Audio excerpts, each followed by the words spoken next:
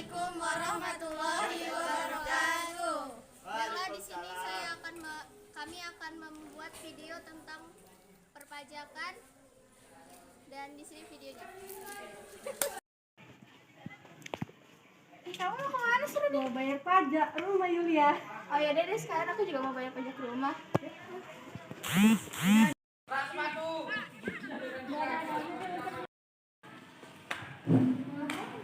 Oh ini Bu, mau bayar pajak rumah.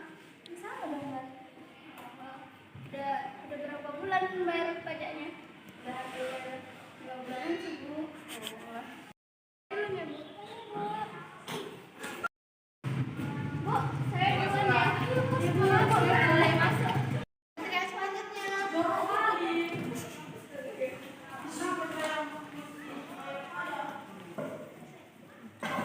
Selamat siang Bu. Siang. Bisa saya bantu?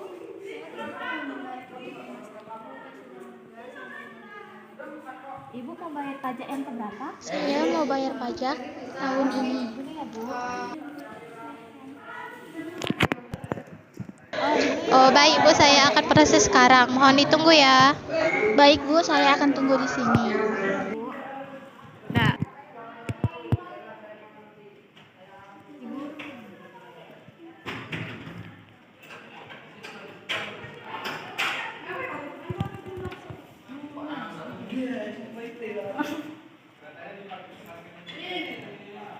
Satu. Ibu, sisanya tinggal 2 bulan lagi ya. Ini Bu, saya juga mau bayar pajak rumah saya. Baik ya Bu, saya cek dulu. Terima kasih ya Bu. Sama Bu. Gimana ya cara bayarnya, sisa 2 bulan lagi? Kalau aku minta. Ya, ini salah. Ini tuh objek pajak bumi dan bangunan. Apa aja? Objek yang dikenakan itu seluruh bumi dan bangunan ya pastinya. Tapi ada yang dikecualikan di sini, kecuali yang pertama itu bumi dan bangunan yang digunakan untuk melayani kepentingan umum di bidang ibadah, sosial, kesehatan, pendidikan, kebudayaan nasional, dan tidak dimaksudkan untuk memperoleh keuntungan. Contohnya masjid, itu nggak kena PBB. Terus juga misalkan museum, karena untuk kebudayaan nasional. Dan juga misalkan puskesmas atau sekolah, itu nggak kena, karena digunakan itu untuk melayani kepentingan umum. Jadi ini nggak dikenakan PBB.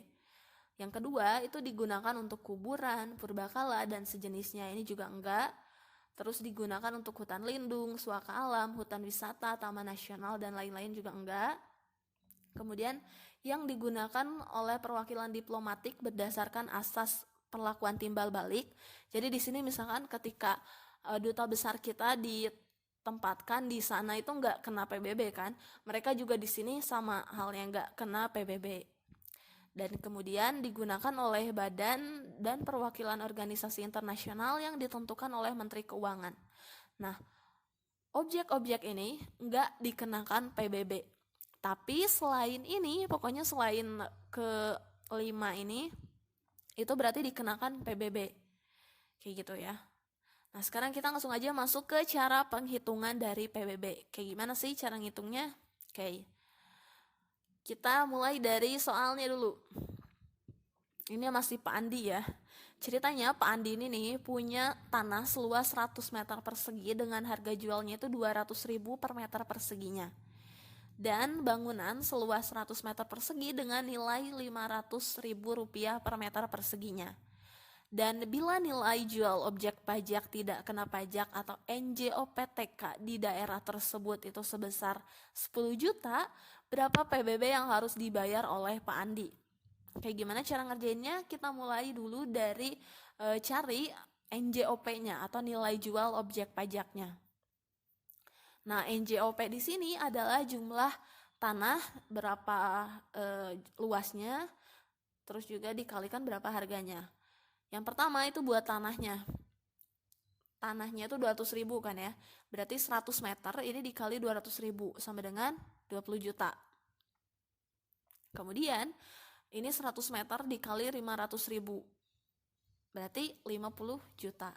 Jadi NJOP atau nilai jual objek pajak yang dimiliki Pak Andi itu adalah 70 juta rupiah. Kemudian kita ngitung NJOPTK-nya atau nilai jual objek pajak tidak kena pajak, NJOPTKP. NJOPTKP yang berlaku di daerah tersebut tuh 10 juta katanya. Berarti 10 juta, 70 juta dikurangi 10 juta sama dengan 60 juta.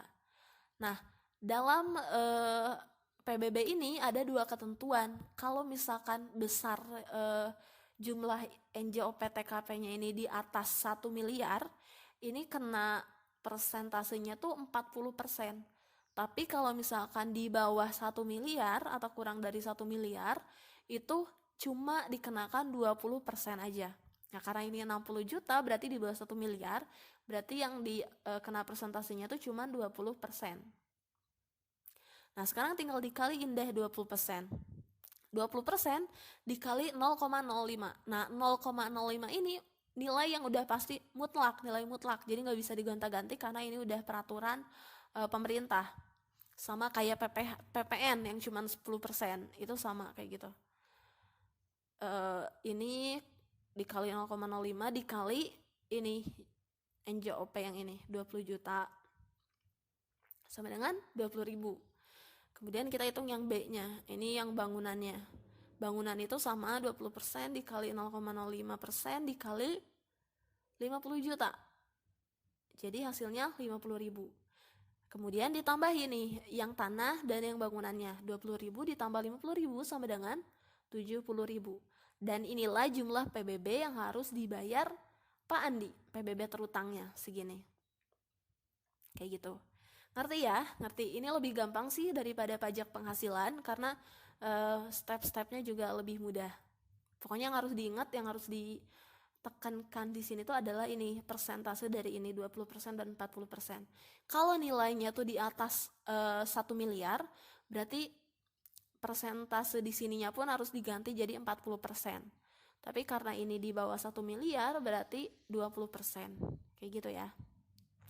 Nah, sebenarnya masih ada lagi penghitungan pajak lainnya yaitu PPN atau pajak pertambahan nilai. Tapi aku yakin cara ngitung PPN ini udah pada tahu ya semuanya. Pokoknya PPN itu adalah 10%. 10% dari jumlah barang yang dibeli.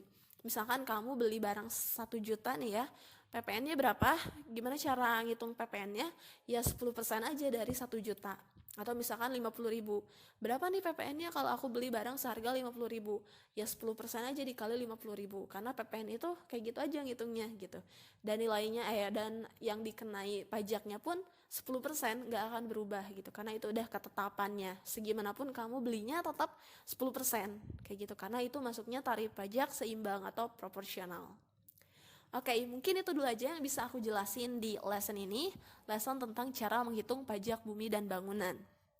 Dan ini juga merupakan lesson terakhir aku untuk course ini. Jangan lupa juga untuk like, share, dan komen videonya. Kasih tahu apa aja yang pengen kalian tahu nih buat aku jelasin di lesson-lesson atau di course-course berikutnya. Dan mungkin segitu dulu aja yang bisa aku sampaikan. Semoga bisa dimengerti dan bisa dipahami materinya. Sampai jumpa di course-course berikutnya. See you next time and goodbye.